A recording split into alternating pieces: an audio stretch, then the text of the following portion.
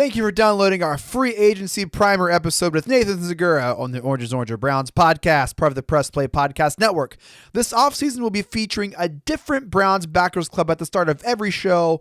We're doing this for a couple reasons. One, the Browns have the absolute best fans in the land, and we want to recognize the faithful and loyal all over the world. We have this great network of people who gather together and experience this team week in and week out, and we want to highlight these communities. Secondly, these groups do incredible work in their communities, and we want to highlight all the good they do and how they help people. It's truly remarkable. And for this episode, we want to highlight the Southern California Browns Backers Club. Led by club leader Kevin Hoyt and established in 1985, this club meets at various locations all throughout Southern California, most prominently St. Felix in Hollywood and LA, Matt Denny's Ale House in Acadia, and Patrick's Pub in Costa Mesa, to name a few. With over 300 members, you're sure to enjoy watching your Brownies win with other fans in warm, sunny Southern California. The Southern California Browns Backers Club loves to give back to their community. They partnered with the Ronald McDonald House, the PAL, the Police Athletic League, and even found ways to support charities and groups in the greater Ohio area. Thank you, Southern California Browns Backers, for all you do. You can follow the Southern California Browns Backers on Twitter at BrownsBackersLA and Instagram at LA Browns Backers, and make sure to check out their website at www.scbba.com. Again, that's www.scbba.com. Also, I have to mention the Press Play Podcast Network. Next week, that's right, next week we are launching a new show. Up next, hosted by Kristen Aviles and Christina Walter, is a show all about your favorite streaming content on Hulu, Netflix, HBO Max, Disney Plus, Amazon Prime Video, and everything else in between. If you love it, they are going to talk about it. We still have the Phenomenal CBD podcast that we just launched last month. That's rocking and rolling. The Premier Fantasy Podcast with Tita that we also launched last month. That is going over all the fantasy implications for the NFL moves. Our Swinging the Tribe MLB podcast is back in action with the Cleveland Baseball Club in spring training. Sim Amico and I are in basketball's deep in NBA content with our Cavs on the Break podcast coming to you every Wednesday morning. And did I mention we're launching a new show, Up Next? The first episode drops March 24th. You can search for Up Next. You can subscribe now and listen to the show trailer and anxiously await the first episode with the rest of us. It's going to be absolutely fantastic. In this episode, Jeremy and I talked to friend of the show, senior Browns media correspondent Nathan Zegura. And let me tell you, our free agency talk is top notch. But what Nathan gives us after the break, the last 25 minutes or so of the show, is pure gold. It's absolutely incredible. Exclusive behind the scenes moments from this past NFL season with the Browns, experiences only Nathan could have had and told in a way only Nathan could have told. It's amazing. Like, my cheeks hurt just from smiling and listening to him talk. We can't wait for y'all to check it out. Please stick around and listen to Nathan share his heart, his joy, and his awesome experience this year. Without further ado, Jim Donovan, take us away. 45-40, run, William, run! He's got blockers in front, 5, touchdown! Joshua Cribbs! Snap back, ball down, can't block! They blocked the kick! This is the Orange is Orange or Browns podcast from the Press Play Podcast Network. I'm your host, Chase Smith, and with me, as always, Browns insider Jeremy Powell. Jeremy, happy free agency, buddy. Hey, Chase, man, I am excited. Browns probably locked down their number one target already, got some more stuff in the works. But before we get to all that, we have one of our favorite guests of all time, the legend, Nathan Zegura. Nathan, what is up, my man? What's going on, guys? It's an exciting time. Great to be with you. I mean, what a week, right? We got free agency, we got St. Patty's Day, we got March Madness, all in like a 3-day period, and we're just getting started. So it's an exciting time. Love being on with you guys. So very happy to be here again. Love it. Thank you so much. You're going to help us make sense of this free agency madness, how the Patriots are spending. It's like we're in the upside down, Nathan. I mean, just real quick, just a day in, what has been your main takeaway about really just like the landscape of the NFL here, kind of what's going on? My main takeaway is that the salary cap is something that we talk about and we spend a lot of time worrying about, but that clearly doesn't matter very much. And that, totally. And premier positions are going to get paid. I mean, I think the pass rushers all got more money than a lot of people expected to at the top of the market. And that's not a surprise. I also think maybe one of the most interesting trends that we're seeing right now in free agency is what I would call the commoditization of the wide receiver position. And what I mean by that is you have the NFL playing so much more stylistically similar to college than in years past, that every year in the draft, these guys are coming in, and it doesn't take 3 years for a rookie receiver to be able to play. They can come in and play right away. And so I think unless, you have, and Bo and I were talking about on CBD today, unless you have an elite skill set or a really elite trait, or you're a dominant, a Julio Jones type, it's going to be tough for these wide receivers to get paid. And we're seeing all the reports that the wide receiver market's been really, really tough for these guys. So I think that was the big takeaway. And then you mentioned the Patriots, and I think Bill was obviously not pleased watching Tom Brady win a Super Bowl. Now, I don't think these moves make them a Super Bowl contender by any stretch, but it certainly makes them better and gives them an opportunity with Cam Newton to win with the 2 tight ends that they've got. And with, now that they brought in some speed on the outside with Aguilar, and they brought in Bourne as well, they basically remade that whole pass catching core for Cam Newton. Which is needed. It was bad. It was bad. It was terrible. But part of that's because they haven't drafted well, right? They drafted 2 tight ends a year ago. Yeah. They drafted N'Keal Harry in the first round. And I think that's the one, if there's any, blemish that you could put on Bill Belichick's resume, it's that Bill, the GM, has not been nearly as good as Bill, the coach, but yet they have found ways to win Super Bowl after Super Bowl after Super Bowl. So I think it gets a nice pass, but they definitely wanted to be competitive. And I think it puts them, they're still behind the Bills, but I think it puts them in the mix with the Dolphins, and certainly in wild card contention. Nathan, we touched before you came on the show. We were actually talking about one thing you just touched on, the salary cap in the NFL. I used to take all kinds of heat for saying that the salary cap essentially is a myth, that if you're a deep pocketed owner and you have a smart front office guys, you can always work around it. Every year, it seems like the Rams are 30 or 40 million over the cap, yet somehow they keep re-signing guys to big contracts. Explain how that works, Nathan, and explain, do you agree that the salary cap is a bit of just a speed bump more than a hard, cap? Yeah, and then you can manipulate it by converting, salaries into bonuses and pushing the cap charges around. Yes, you can be very creative with the accounting of it. Now, sometimes you do get yourself in a position, though, where you've got to let good players go. And you brought up the Rams, and that's how we ended up with John Johnson III. And I talked to the ESPN Nation reporter today for the Rams, and she was just saying how great of a guy he is, how great of a player he is. The Browns, Andrew Berry, when he has his top target, he zeroes in and went out there and he got him. And I can tell you, being in Berea today, and got to see some people on the defensive staff, and to say that they were excited about the arrival, reportedly, obviously it won't be official until 4:00 tomorrow, but of John Johnson, it would be an understatement. It was like Christmas morning here, and they got the present they wanted under the tree. And I think the idea of having Johnson and Delpit and Harrison on the field together is really going to let Joe Woods play the style of defense that he's wanted to play since he came here.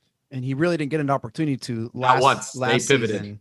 Yeah, at all. Let's talk about that signing, JJ3, a 3-year, $33.75 million, $24 million guaranteed, which is a common theme. And a lot of these kind of early signings, we've seen very much a lot of money guaranteed up front. The Pro Football Focus, 3rd highest rated safety in the NFL. But he played on a unit with Aaron Donald and Jalen Ramsey, strong D coordinators. You say we have Myles Garrett, Denzel Ward. I mean, look, this guy's Joe Woods has been a very good coordinator when he was with Denver. I think last year, honestly, the fact that he was able to manufacture turnovers at the rate that he did with the personnel that he had to work with at times was really, I think he did a remarkable job, honestly, last year. I know the stats weren't where he wanted to, but he didn't get to play the scheme he wanted at any point. You lose Greedy and Grant on the same day, 2 guys that were going to be a huge part of what you did on the back end. And so, yeah, he's coming from a good defense, but let's not forget he was a captain as elected by his teammates. He called the plays for that defense. And if you go back, you think about it, go back to Denver, the defensive coordinator in Denver when Joe Woods was the DB coach and they were very good was Wade Phillips. Wade Phillips then leaves, goes to become the DC of the Rams. Joe Woods becomes the DC of the Broncos. And, it was Wade Phillips who gave Johnson the chance to start 5 games into his rookie year. And obviously he's never looked back and has been a stud. And so I'm sure we have very good intel there. There was a lot of conversation amongst people that hold each other in very high regard that he was the right guy. And so very smart player, excellent in coverage, excellent tackler, 2 penalties on almost 4,000 career snaps. So this is exactly, I think, the kind of guy that we needed, because even if you look at our back end now, Denzel's still on a rookie deal. Greedy's played 1 year in the league. Grant hasn't played a snap in the league, and Ronnie Harrison's still on a rookie deal. So you needed somebody who's played at a high level on very good defenses, and John Johnson, I think certainly he fits that bill. And again, the freedom to play him at free safety, to put Harrison at strong, and to put Delpit in what I would call kind of that, Avenger role where he's going to play some nickel corner, he's going to play some high safety, he's going to play some in the box, he's going to blitz. I think that the Browns are very excited. Play some linebacker. That's what the Browns are excited about. I love this signing for a lot of reasons. One, and I brought up the Aaron Donald, Jalen Ramsey because of the comparison to Garrett and Denzel Ward. But just like Ronnie Harrison, he was a captain for the defense in Jacksonville. He's another very, very cerebral, smart player that seemed to be bringing on a certain style of player. And hey, like we have this Cleveland way that we want. We're kind of like forging our own, like, hey, if this is the culture we're setting, you need to be smart. You need to have obviously the skill set, but he's 25 too. He's 25. He's still very, very young. Exactly. And so like, I love this for all of those reasons. He does have the ability, but he's also a very, very smart player. And he could be a very smart player for us for a very, very long time. And that kind of fits the bill that seemed that Andrew Berry and company are looking for to bring players on in free agency. Yeah, and Ronnie Harrison was the guy who called the defense at Alabama for Nick Saban. So he's highly intelligent. I think if there's any silver lining to the Grant injury, it's now Ronnie Harrison's a Cleveland Brown, because I think we stole him for a 5th round pick, and he's a stud. And now to have those 3 flying around, look, you got to win your division, right? And that means dealing with the Ravens and all the things they can do with Mark Andrews, with J.K. Dobbins and Gus Edwards and Lamar Jackson, obviously at the start of it. That flexibility gives us an opportunity, I think, defensively to match up very well with them. We can match up well with the Steelers. We can match up well with the Bengals. So I think it's pretty exciting. There's still work to be done. And we'll talk about McKinley as well up front, but I still think that edge opposite Miles is a big question mark. And, we'll see what they think about the linebacker position. But I honestly think that your next need is, still somebody opposite Miles, even with McKinley here. I think that's a great low risk signing, former 1st round pick, a guy who had 14 sacks in his first 2 seasons in the league. But I see him as kind of like a Claiborne replacement, but just that he's younger and has significantly more upside. I still think we're looking somebody at the edge, whether that's in the draft or free agency. And then I still think we need some corners, a nickel corner. I think there's going to be a lot of times when we'll have 3 corners with a true slot and the 2 guys on the outside and these 3 safeties on the field together with, Delpit or Harrison kind of down in a linebacker-ish role, which alleviates a lot of your coverage concerns there. So it's still exciting, but a lot of work to do. And I think the Browns will be very judicious, as they always are in free agency going forward. Nathan, do you think the Browns will kick the tires on Jadeveon Clowney again as a possible, see if they can, squeeze out an Olivier Vernon type season? Do you think that's a possibility, or do you think that ship has sailed? No, I definitely think it's a possibility. I think as free agency goes on, it becomes more and more likely. And look, if the report is true, and there's no reason to believe that it isn't, that Johnson, for example, took less money to play for the Browns, which is not the situation we've ever been in, not in my 9 years here, that, and the fact J.J. Watt was interested, that I think you're going to get to a point in free agency soon where you're going to see these guys who didn't maybe get the money that they thought saying, all right, I'm going to go play on a good team. It's going to be on national TV a lot, that has a chance to win a Super Bowl. I'm going to play on a 1-year deal and hopefully have a great season, because next year the cap is going to really go up when it gets back to where it should have been. And I have a chance to really cash in. So I think the Browns still have the potential to add a guy, Clowney, a Melvin Ingram, a Carlos Dunlap, somebody, a veteran who has been a very productive player in this league at that defensive end spot. Or they could do that, frankly, and draft a guy, or they could say, we're good for this year. We'll kick, defensive end. If you bring in a veteran like that, you've got McKinley, you got Curtis Weaver, who you could look at as a draft pick this year and say, maybe we'll take defensive end for another year to look at. But I think you're in a good spot, but I do think, yes, a Clowney, somebody like that is very much still a possibility for the Browns. I just want to touch on, Nathan, really quick. You said this so fast, so matter of fact, possible Super Bowl contender. You're talking about the Cleveland Browns. Like, you said that. I know, it's fun. It's fun. Dude, yes. Like, I'm just so pumped. So we're running back our offense, Chase. I mean, we are running it back. It's the same offense. It's all, except with Odell coming back, which in theory you should make it better. And oh my gosh. So you just need to address some things on defense. And I think that's what they're going to do. And you think about take away, okay, Johnson's here. So that's one new starter on defense. Greedy, by all accounts, everybody I've talked to, Greedy and Grant are both progressing very well. That's 3 new starters on defense. You got Billings, who opted out last year, who's started 30 of his last 32 games in this division, 330 pounds, strong, big guy in the middle. That's a fourth starter on defense that's going to change. You're likely going to have a new nickel. That's 5. You're likely going to have maybe a new starting linebacker. That's 6. I mean, you're going to remake this defense in one offseason. It might take some time to gel, et cetera, but you're running back a really good offense. Dude, I want to run through a brick wall right now, man. Let's go. I can't wait. Let's go. So another thing, Nathan, it's funny, if you go back and listen to Andrew Berry before the free agency started, he was actually pretty honest, right?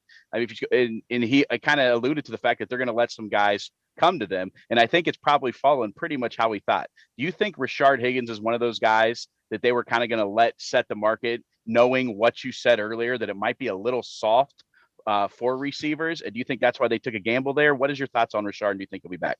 I mean, it would surprise me if these guys, I mean, AB's very smart. Depot's very smart. Stefanski's very smart, that they maybe saw a trend like this coming. Mm-hmm. I think with Higgins, it's, of course they want him back. I know that for a fact. The Browns would love to have Hollywood Higgins back. I think Hollywood wants to come back. The question for Hollywood is, you showed last year, if you're Hollywood Higgins, averaging 16.5 yards a catch, averaging 12 yards a target, catching 38 of the 39 catchable balls thrown your way, that you can be a solid, legitimate number 2 receiver in this league. Yeah. That comes with a decent price tag. Yeah. The Browns already have invested in Odell and in Jarvis, their top 2 receivers, with a lot of money. So ideally on the Browns, and I think the same is probably true on defense for Money Mitch, they want both of those guys back. But Money Mitch showed that he can be a number 2 corner in the NFL. And now ideally on the Browns, Money Mitch is your top backup outside corner. Hollywood is your 3rd receiver. And then in the event of an injury, he's your top, he then becomes your next guy up starting. Plus you have Donovan Peoples-Jones, who really impressed as a rookie. So is Hollywood's value on the open market, and by the way, this is the NFL, nothing should be taken for granted.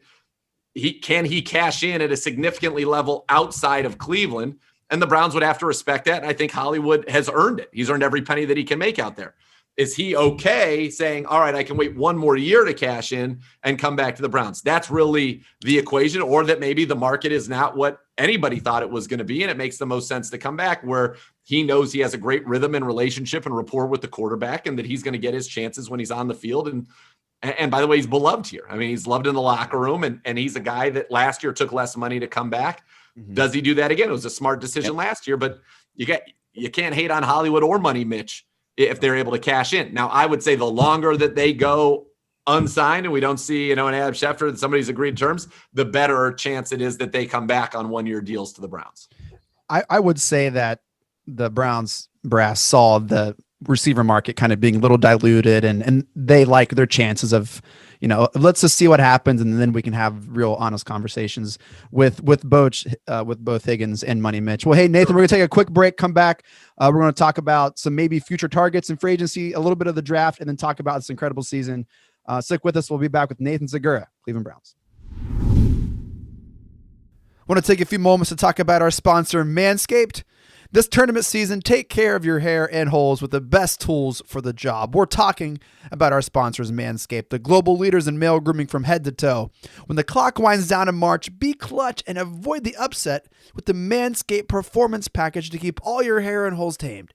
Manscaped is trusted by over 2 million men worldwide. Join the Manscaped movement and start taking care of your balls today with 20% off plus free shipping by going to manscaped.com and using our promo code ORANGER for our exclusive offer. Look, looking your best below the waist boosts your self-confidence. It really does. Male grooming is no longer a shameful discussion or something you need to be embarrassed about. More men do this than you know, and this is how they do it with Manscaped, the best and premier products in male grooming. Your purchase goes towards a great cause because they've partnered with the GOAT, Alex Caruso, and the Testicular Cancer Society to bring awareness to testicular cancer, men's health, and early cancer detection. They are committed. Manscaped is committed to raising awareness for the most common form of cancer in men ages 15 through 35 and giving support for fighters, survivors, and families impacted by testicular cancer as part of the We Save Balls initiative. So not only does your purchase go towards boosting your own self-confidence and making you look great in image, but to the Testicular Cancer Society as well. It's a win-win. So go to manscaped.com today and get 20% off and free shipping with your code ORANGER at checkout. That's 20% off with free shipping at manscaped.com using the code ORANGER at checkout. Listen, when things get hairy, make sure to call on Manscaped in clutch time. Hello, Brooks here with the Books with Brooks monthly book club podcast. We read one book a month and then we talk about it. Books like Stephen King's The Shining or Where the Crawdads Sing by Delia Owens. If you're on the hunt for book recommendations and enjoy sparkling conversation, come read along with us and then listen in. Hi, my name is Sam Post, owner of Phenomwell CBD store and phenomwellcbd.com. That's like phenomenal, phenomwellcbd.com. Tune in where we talk with experts about how the amazing hemp plant can make a difference for people's health and well-being from the Press Play Podcast Network. Hey everybody, it's Sam Amico from Cavs on the Break NBA podcast. Be sure to give us a listen for all your Cleveland Cavaliers recaps, analysis, breakdowns, draft talk, free agency. The list goes on and on. Give us a listen, Cavs on the Break NBA podcast. Want to hear more about your favorite TV shows and movies that are on countless streaming services? Then listen to Up Next with your new favorite hosts, me, Kristen Aviles, And me, Christina Walter. Every other week, we'll highlight one genre, but 2 movies or TV shows, one old and one new. We'll let you know what's hot and what's not from your favorite or least favorite streaming services. And be sure to stay tuned to the end of each episode where we shout out an artist whose name you should know for their talent in the industry. So follow us to stay up to date with your favorite hosts from Up Next, a part of the Press Play Podcast Network. Hey, it's JD from the Hyman Podcast. I created this podcast to have hard conversations. Conversations that make us human but are also wildly uncomfortable. Conversations that help give voice to the voiceless and to the marginalized. Now you can listen to the entire first season on Apple Podcasts, Spotify, or wherever you get your podcasts from. Consider this your personal invitation to join the conversation. All right, we're back with Nathan Zegura. Hey, free agency just got off the bat, and the Browns made a splash signing top safety Joe Johnson III, and a really good kind of high upside signing from the Falcons, Takk McKinley, who kind of hasn't really lived up to the expectations that's laid on him. Nathan, what are some other let's ask this: what are some other positions you see the Browns addressing over the next week or so of free agency as it develops? Yeah, and just one thing on McKinley. Doesn't he fit the profile? I mean, you think about last year, you think about Carl Joseph, you think about Kevin Johnson, former first-round picks on one-year deals. These are guys that when they evaluated him coming out, obviously evaluate him highly. I mean, we tried to claim McKinley 3 different times last year and got beaten on the waiver wire. So they think that there's talent in there, and it's going to be on McKinley, and it's going to be on the coaching staff to get the most out of him. But he could turn into, all of a sudden, he turns into an 8-sack guy like he did his second year in Atlanta. Yep. And he's 25 years old. And so he's working opposite Myles Garrett. So I love those kind of no risk, I think, potentially high upside signings. I still think you need to do more on the defensive line. Vincent Taylor, who was a guy that I liked a lot last year and I thought played very well down the stretch for the Browns, he signed a deal with the Texans. So you're looking still, I think, for a 4th defensive tackle in that rotation, and that could come in free agency if there's a vet they like. Maybe Larry Ogunjobi's found that the market is not what he expected it to be, and he could come back to the Browns to put with Richardson and Jordan Elliott and Billings. Linebacker is one. It's weird. We keep getting linked to some linebackers. I think the Browns like their linebackers more than other people like the Browns linebackers. I know that the team is very excited about Jacob Phillips and what he showed week 17 and what the steps he can take. Taki progressed nicely. And then Mac Wilson, I think that injury early really cost him, but had his best game of the year against Kansas City. I mean, he finished with one of his strongest performances. And so I could see them bring in a veteran that they think can really help in coverage, or I could see them bring in a veteran, because I know we've heard Denzel Perryman's name. That's a thumper. I could see them bring a 2-down thumper and then say, all right, when we're getting more athletic, it's going to be, Phillips and Taki out there on the field. But corner, to me, it's all about corner. It's about that other D end. That's really it. I think corner, I think you're looking for a nickel, and you got, Brian Poole's still out there. Desmond King is still out there. K'Wan Williams, the former Brown, was with Joe Woods in San Francisco and has played very, very well. He's out there. I think you could look for a veteran on the outside as well. That could be a Money Mitch coming back. It could be Kevin Johnson, who has inside-outside versatility, that played, solid for the Browns a year ago. So I think those are the positions you're looking at. But I think corner and another, defensive end, and maybe even a veteran cheap backup defensive tackle could be something that they're looking at here in the coming weeks. And then you can't rule out linebacker. As far as receiver goes, I think they want to add speed to that room. It could be Hollywood coming back, but I think that with this draft class, I think you're looking, second round maybe. And I wouldn't even surprise me if they shocked the world in the first round, at the end of the first round, if there wasn't somebody that they love defensively, depending on how else they fill this roster out, that they look for speed. Because you think back about that Chiefs game and their speed versus ours stood out, and how speed created holes and throwing lanes and windows. And I think they want somebody who can stress teams horizontally and vertically. Odell's going to help do that. But there are a lot of guys in this draft class that fit the jet sweep, what Tyreek Hill or McCole Hardman means to Kansas City. They had receivers and players running in every direction, every play. You're just like, what is going on? Nathan, before you joined, Jeremy said numerous times he has a big bomb, a big name to drop that he thinks the Browns are going to pursue. Jeremy, lay it on us, man. No, I already dropped it. It wasn't a big. It was Jadeveon Clowney. I know he's not a big name right now. I just think it's something. I think him or Carlos Dunlap. I think Nathan's right. I think you can see someone like one of those twos. I think they're looking for someone to give them a season very similar that we got last year out of Olivier Vernon. I think it's going to be a veteran, because I don't think they can rely on. I don't think there's anybody. Nathan, stop me if I'm wrong. I'm not sure there's anyone in this draft that we're going to be able to get realistically that we can rely on to start with Myles Garrett. Do you think that's true? Do you think there's anybody in this draft that really they think could come in and make an impact right away on a championship type team? Yeah, and that's the question, right? At the end of this first round where you'd be picking, which is crazy doing mock drafts and looking, you have to scroll forever to get to pick 26 to see what's out there. Yeah, it's such a different world. But it's great. It's a great world. Yeah. So that's why I still think that, there could be another veteran defensive end. And I do think if they sign, like, call it a Clowney or a Dunlap or a Melvin Ingram, for example, and then you've got McKinley, and then you've got Gustins, who's here again, as well as Curtis Weaver, that my guess, it means they'd be done at defensive end unless something crazy happened.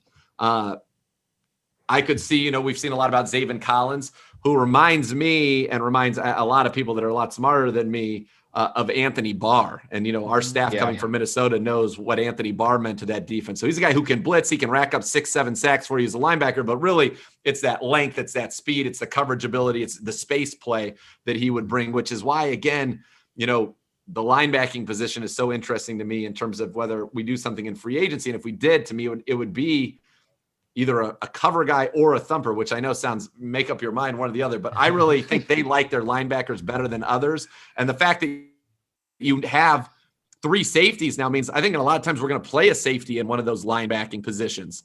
So right.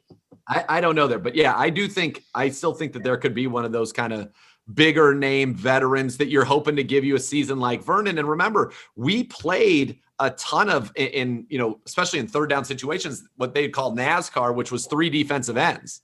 So you could see if you signed, like, there is definitely room that if you signed a Clowney, Ingram, Dunlap, that it would be Clowney, one of those guys, Myles, and McKinley all on the field together rushing the passer. Like, that's our standard, that's our standard third down pass rush with, Sheldon Richardson as the 4th guy. And Myles is so dangerous when you slide him down inside. He's just so much for a guard, to handle with his speed coming on the inside. And you're right. We saw Claiborne, Vernon, and Myles on the field all the time together last year on passing downs. So I absolutely agree with that, Nathan. As far as offensively, is there, it's someone that I've tossed around. I love Will Fuller. I know he had the problem last year. You think there's any chance, or will he just be way too expensive for the Browns to even look at? He's a guy that can take a top off of defense, obviously, but he's also a good, intermediate receiver as well. What are your thoughts on Will Fuller? I think he's excellent, and I'm shocked that he hasn't signed yet. And if I was Aaron Rodgers, I'd be telling them in Green Bay, bring me Will Fuller, because Will Fuller and Devontae Adams would be dominant together. So he's not for us. It's not feasible. It's not feasible with what he would cost. So I think we're like I said, maybe in the draft there. Now the Titans just released a Dory Jackson, their former first round pick, a corner who was injured last year, but it played pretty well. That's the kind of guy that I think the Browns could be interested in at the cornerback position. And it'll be interesting to see what his market ultimately is like. But yeah, Will Fuller. No, I think if you're looking for a receiver in free agency from what's left, Curtis Samuel possibly makes sense to me because he would fill some of that horizontal as well as the vertical stuff. And then, you could bring back Brashad Perriman. Brashad Perriman is going to give you 16 yards a catch. He knows Baker. Baker knows him. They played well together here. They had great chemistry between those two years ago. And he would be cheap. Like that's where I don't think we're in a splash position at at wide receiver at all in free agency. I think our splash free agency is pretty much it's done. They got what they wanted. They're done. They're high-fiving. Hey, before we get off here, Nathan, I have to ask you are a huge fan of the Browns, and you have, I think, the best job in the world. You just get to be there and talk about it. Last year was very, very special for a lot of reasons, for a lot of fans. 10 years from now, when you look back at the 2020 season, what are going to be some moments you remember and be like, man, that was awesome? So there are a lot. I'll just kind of run through the things that popped in my head when you just said moments in general. So week 1, which was not one that we wanted to remember, what happened in Baltimore, but that I'll never forget that day because that was the first game of the year. The only people in the stadium, I think, were me, Evan Washburn from CBS was doing the sidelines for them, the 10-piece, Ravens band, and then like security people. That was it. There was nobody in that game, nobody in that stadium. And I remember watching it being like, this is so weird. And I'll never forget, that day. Yeah. And I drove in that morning. I got up, I think at like 4:30 to drive to Baltimore because I didn't travel with the team this year because of all the COVID restrictions. So the ones that I could drive to, I did. And that was one of them. And I remember just being in that stadium, like, this is bizarre. It was like watching, I tell people, it's like watching a movie being filmed on a green screen before they put in all the special effects and the explosions and the sounds. Cause it was kind of silent other than that annoying band, which had a lot of reason to play that day. But it was such a weird thing. So that would be one. And then, you go, all right, Thursday night football, week 2, that was a big game. We had to win it. We did. And it just kind of got things going. And I think the next one that I would remember was Cincinnati. I was so fired up. That was one of my all-time craziest, for sure, post-game videos that I did on clevelandbrowns.com because I don't know if Ric Flair was flowing through my veins, but, if you remember, you got the sense, right? Week 6 did not go well in Pittsburgh. Nope. Yeah. Now we're in Cincinnati. The first play goes the way it does. Odell's now gone for the season. Interception. You're kind of thinking, like, what's happening here? The season's Baker in the balance. starts off 1 for 6 or something before he gets 20 in a row. I think 21 in a row or 23, whatever. The record there, the only incompletion was a spike at that point, was to spike it down. And, Burrow's out there dealing. It was just like touchdown. And then it really felt to me like, and I know that maybe it played out to be true. In some ways, I think it did, that when we got the ball back with 1:20 and no timeouts, it was like, this is for the season. If we lose this game to the Bengals, all of a sudden now, I think we'd have been 4-3 at that point versus 5-2. We ended up losing the Raiders the next week. So maybe we were 4-4 instead of 5-3 at the midway point. It just would have felt like a momentum killer. And I thought that was that drive. He steps out of a sack and hits DPJ, dime to Higgins, and then the dime to Donovan Peoples-Jones. And you're just like, what? Like, what? He was throwing it to Higgins and Donovan Peoples-Jones. And you could feel there were some people at the game. And it was just, that was a game that we lose. Like, that was a game that in the past we would lose, and we didn't. And I just remember thinking, I'll never forget that drive. And then the way that Baker played there. And I think that really kind of just kicked it off. Because from that point on through the playoffs, it was 20 touchdowns, 2 interceptions, which is elite play. Then you have those crazy games in the weather, which were weather games. Yep. Bananas. I mean, I had one game, I think it was the Eagles game that rained the most. I was in like Gore-Tex, all my stuff. I was drenched. It was miserable. I couldn't even imagine them playing football, but we found a way to win that game. We found a way to beat the Texans. I thought Baker's throw on 3rd and 18 to Hollywood was one of the best throws all season. And you found a way. And so then you got that momentum going. And I remember Jacksonville had struggled with quarterbacks, and it felt like that was the game where it's like, all right, we're going to start to become a drop back passing team. And you have Jacksonville. Then we go to Tennessee and just blast them. And I'm pissed I wasn't there for that. But it was just fun. And even Monday night, losing to the Ravens was an unbelievable feeling and an unbelievable environment. And it was just, you knew it was different. And then week 17, when the clock hits 0-0 and Donovan gives the iconic, the only thing missing is all of you. And like, I hear that in my ear. I'm on the sidelines. I had tears in my eyes. I looked around the crowd. Everybody had tears in their eyes. And that was just like a crazy, I get emotional right now thinking about it. It's just a crazy moment because, I wasn't born here. I've lived here 20 years now, but I know what it means to this city. Mm-hmm. And I know what it means to the people in this building. I know it, like everybody from the very top of this organization, what they've all put in to get here and to have it happen in a year where we couldn't have full crowds. And I couldn't be like I was today, bumping into the coaches. I wasn't within 10 feet of anybody all year. Yeah. All year. It was nuts. The building, they literally walled the building off. Like there were 2 buildings here. And then I was only in it for a month. I was in it from like training camp through a little bit of the first part of the season, but I definitely by November I was home. Mm-hmm. And I'm back now, which is great, but it was crazy. And then to be lucky enough to be one of the 2,000 people in the world, and that might be a high number, that were at that playoff game in Pittsburgh. I mean, what was cool about that, and you guys will appreciate this, what was cool about that is, so different stadiums have different like distances from, I was in what they called the operational zone. So it's basically the front row of the stadium. And different stadiums have different distances, obviously, between that front row and the benches. Like Brown Stadium, First Energy is bowed out. So you're actually pretty far from the bench in the middle. Pittsburgh's straight. It's a straight line. So you're pretty close.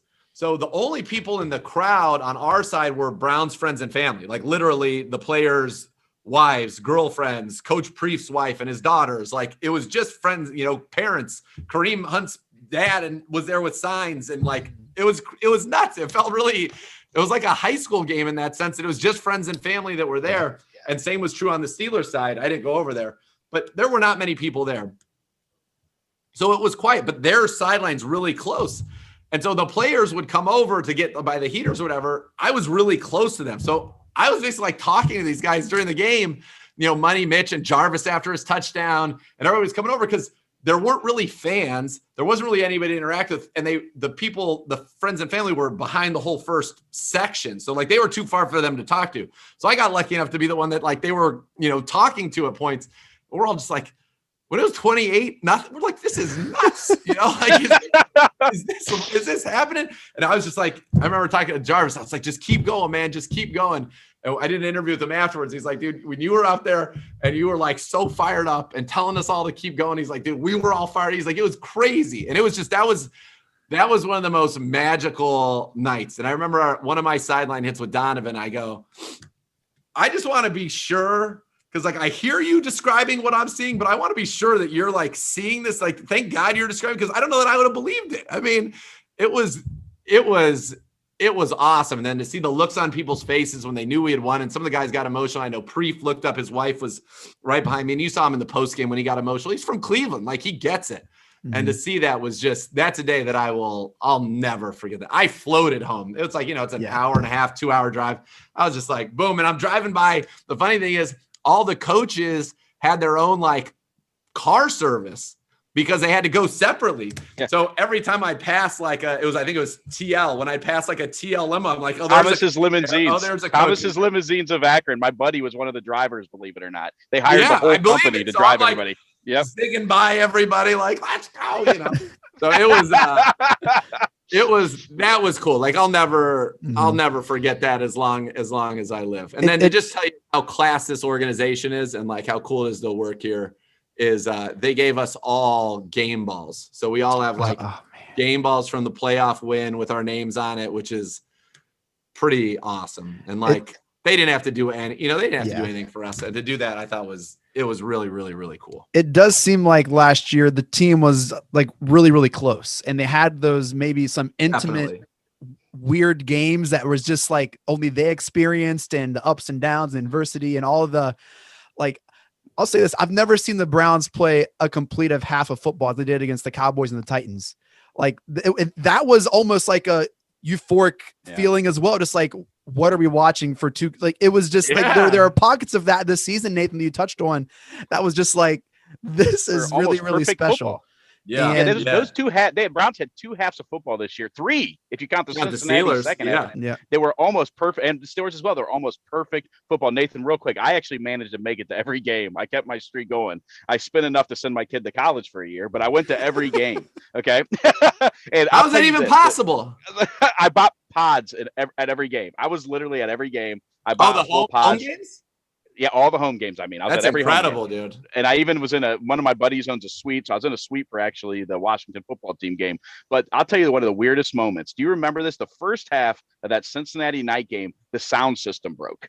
So there was only 6,000 people in the stadium. There was no PA address for the first half of the game. It felt like practice, right? So 6,000 people, it just no sound coming from anywhere. It was a strange thing. But for the Browns to come together the way they did this whole season, through the weirdest season ever, not just the fact that, practices via Zoom, not just what you were talking about, the facility being broken down, but you had 3 of the weirdest weather games ever. You had the weather delay against Houston Texans when you played a game without receivers and a game without receivers. Exactly.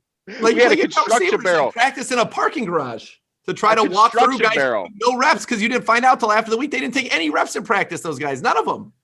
Came flying up into the stadium, and the wind was 70-mile-per-hour winds. The whole thing, just all the weird stuff that happened all season long for the coaches. A coach in his first year, it just shows just how intelligent, how well run this organization is now, how detail oriented they are. I just can't wait to see what they do now when things are back to normal, and hopefully that's this year.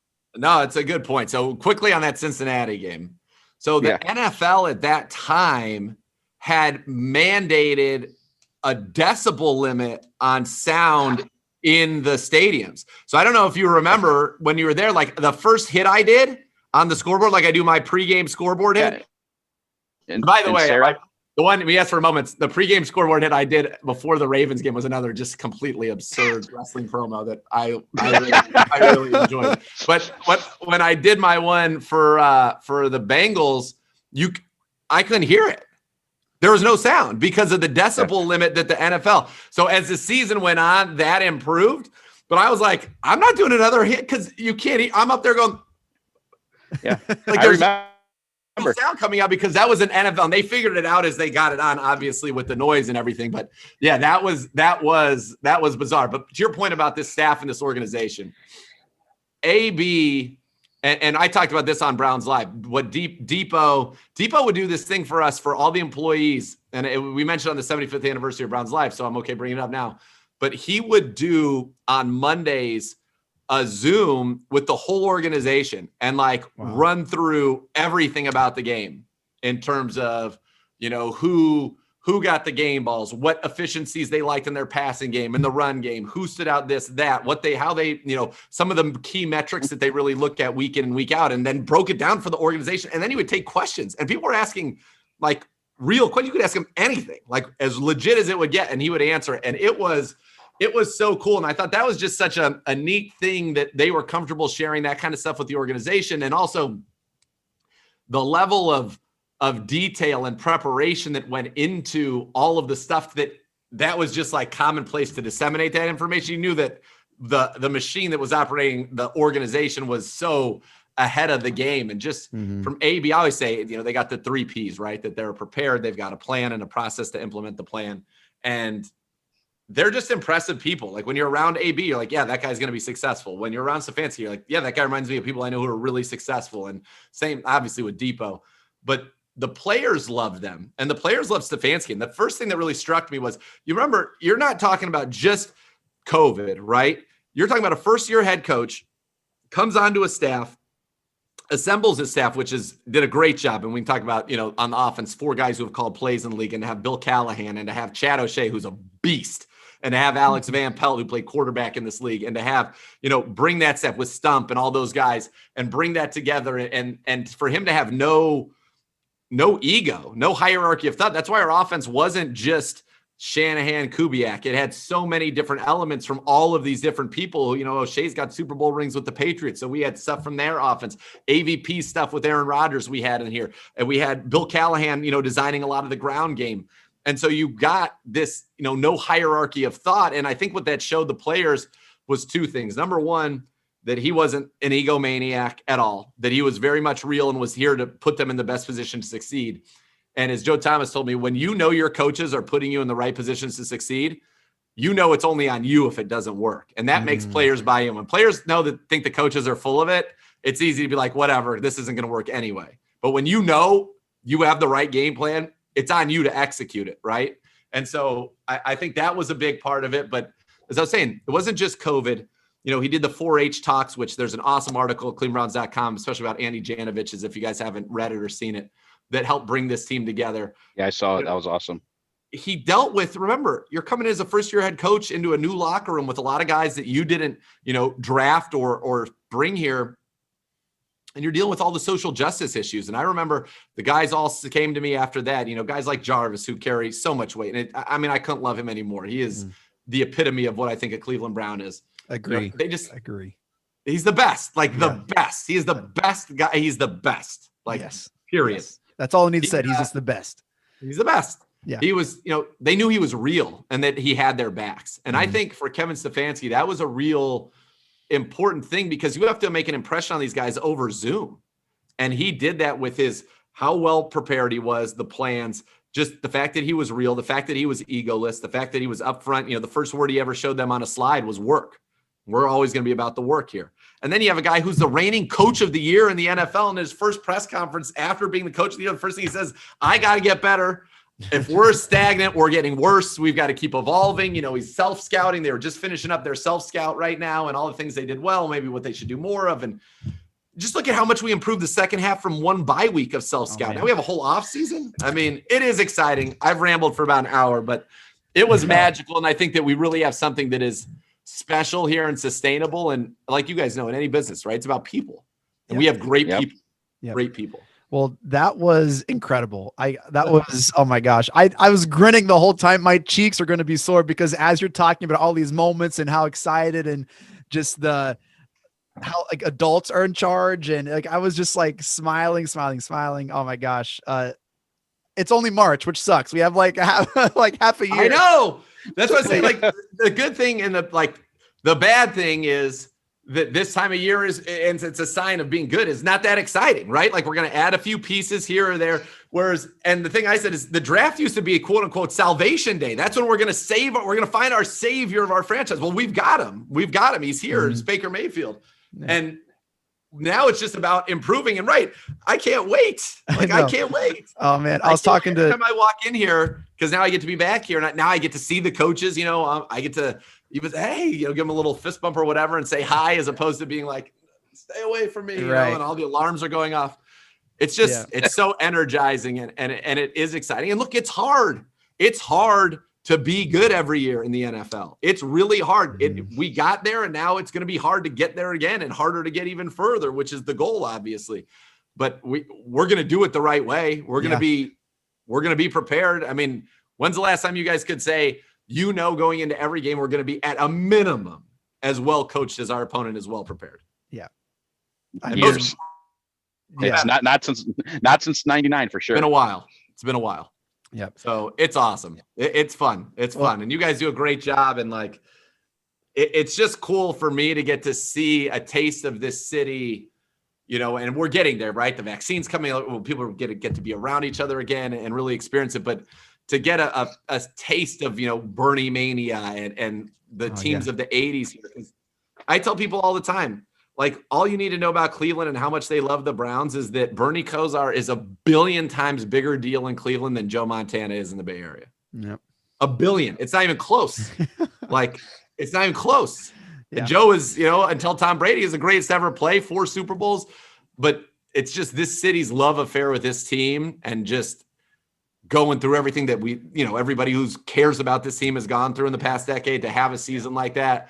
And then in my dreams, sometimes I'll just like think about week 1, if it's the home opener coming off last season, full stadium, then to think of a playoff game here with a full stadium, God. Z, you think your pregame promo for the Ravens is crazy? Wait until that happens. When it's I don't know. I mean, that's the thing. I was like, I got to keep something in reserve because, like, we're gonna get there. Right? Oh I got to be careful. Yeah. Well, we don't like to have anything on reserve here in the Orange is Oranger. Nathan, thank you so much for talking to us about free agency, about how special the season was. You are the Jarvis Landry of the Orange is Oranger. So you're just the best. Well, thank you. Thank you all so much for downloading and listening. Make sure to follow us on Twitter at Orange is Oranger. We always follow back. We're still trying to reach that magic 5,000 number. Do it. To do that. Shouts to our sponsor, Manscaped. Don't forget our promo code ORANGER to save 20%. Shouts to the Press Play Podcast Network for making this possible. And hey, Nathan, every episode this offseason, we're featuring a new Browns Backers Club. How cool is that? Every episode. That is awesome. And there are you could do that for decades, centuries, and still have a new one every time. Yeah. So our last, we interviewed Terrell Owens, which was just insane. Bananas. Yeah. So we interviewed the Big Apple Browns Backers Club. We got a sweatshirt. That's a great shirt. Oh, dude, I'm loving it. And this episode, we got the Southern California Browns Backers Club in LA. So shouts to them out in California, my home state. Nice. And shouts to you, Mr. Zegura. Thank you so much for joining us. If they're not already listening or following you, where could they catch you out and check you out online, man? At Nathan Zegura on Twitter. And then obviously Browns Daily, Monday through Friday, 1 to 3 on ESPN Cleveland locally. And then obviously on the Browns app or wherever you get your podcasts. And then check out, we're going to have, like I said, these Browns breakdowns, these 75th anniversary Browns breakdowns that I was fortunate enough to be a part of are so cool. I think people are going to get really enjoy those. And what was neat about it was just how fired up the coaches were. Like Chad O'Shea was so pumped to watch Paul Warfield and talk about him. And that was they're really neat. So we got some cool stuff coming out. The 75th gear, by the way, is excellent. This logo is awesome. Yes. So yeah, just that's where people follow me. Browns Daily. We'll have full coverage for you. I could give a little teaser. We're doing Browns lives every day of the week of the draft, starting on that Monday. So we'll have awesome. Yeah, you want content. You're going to get it. Get it. And I'm going to be there. Love it. Wouldn't want anyone else there, Nathan. Jeremy, any final thoughts, brother? Yeah, just so nice to have go into an offseason, like Nathan said, even little signings are big things because we're good. It's obvious we have a plan, which is so nice to see that there's an obvious plan and they are going to stick to their plan all the way. Can't wait to get back there. Like Nathan said, I dream every night about a full house for the opener. It's going to be just absolutely insane. I cannot wait to get down there. Thank you again, Nathan, for coming on. You're always so much energy. You bring so much passion. We love you. It's just awesome. Thanks, buddy. My pleasure, man. It's always great coming on with you guys. I'll leave you guys with a little, when you think about our organization now, this is not something we would have said for a while, but Money Mitch said it best when he was talking about Stefanski and AB. He said they got no fluster. So we got no fluster. We're calm. We're not going to go get in bidding wars. Oh, you want to bid? We're not going to mess around with that. We're going to get what we want to do. No fluster, execute our plan, and hopefully continue to be successful. Love it. Well, you have a great week, Nathan. Jay, we'll talk soon, brother. Here we go, Brownies. Here we go. Hoo, hoo.